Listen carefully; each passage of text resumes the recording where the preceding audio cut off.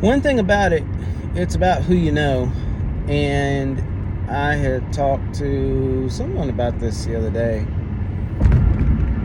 And, you get jobs, you get opportunities through who you know. I'll go a step further to also say through acts of obedience to God as well.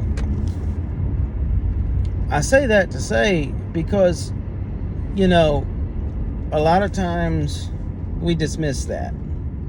A lot of times we dismiss that still small voice that's telling us do this, do that, don't do this, go here, whatever.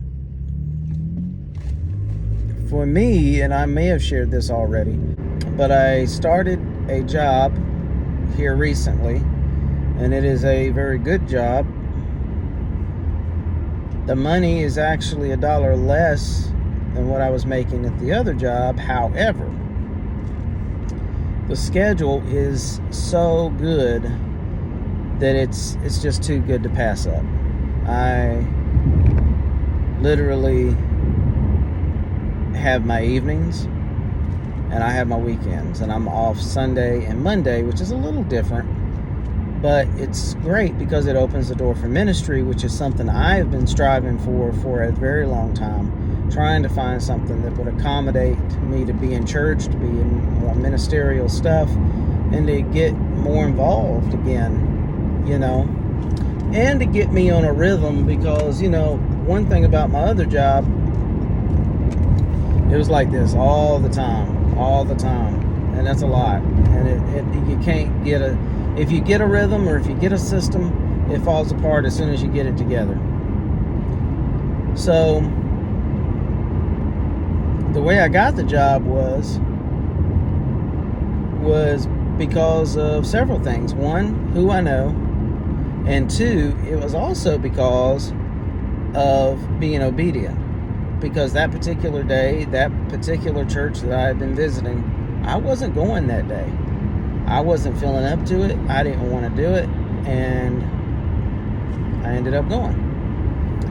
And by me going,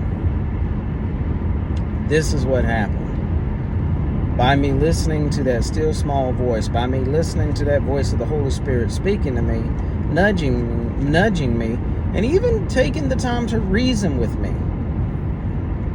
Let me tell you about this church. So, the first time I went to this church, because I got to give you the context, I was running 30 minutes behind. I was pretty ticked off. I was on the highway. I said, I'm going to go home. This is a waste of my time. It was a fundraiser, benefit dinner for the Billy Britt fund or foundation that they were setting up at High Point Friends meeting. So I paid attention to the Holy Spirit, and I went on ahead and I went. And by me doing so, I made 3 connections that night I otherwise would have never met. So fast forward to this new job, and this particular day I was struggling. I was going back and forth with God. And I'm saying, Lord, I'm going to be running late. I don't feel that great either. I mean, this is just I don't feel like this is what I need to do. The more I kept saying I'm running late, the Holy Spirit came back around and said, do you remember the first time you went to that church? And the instance I told you about, that was the first time I went to that church. So I said, all right, God, I'll go. I get there.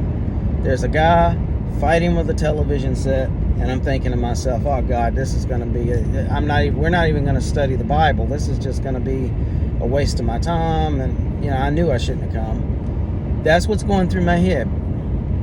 Finally gets the TV working, and he does a presentation on the place where I work now. And I had been eyeing this place for a while, over a decade. Never thought, oh yeah, I could get a job there, because it's a non-profit. So I'm like, there's just, that's just like needles and haystacks. You just can't get them, you know. So, anyways, I asked him afterwards, "Are you hiring?" He said, "Oh yeah, we got a lot of positions open." So, and then here I am on my way to work there today, almost 2 months in. So, yeah, that's it.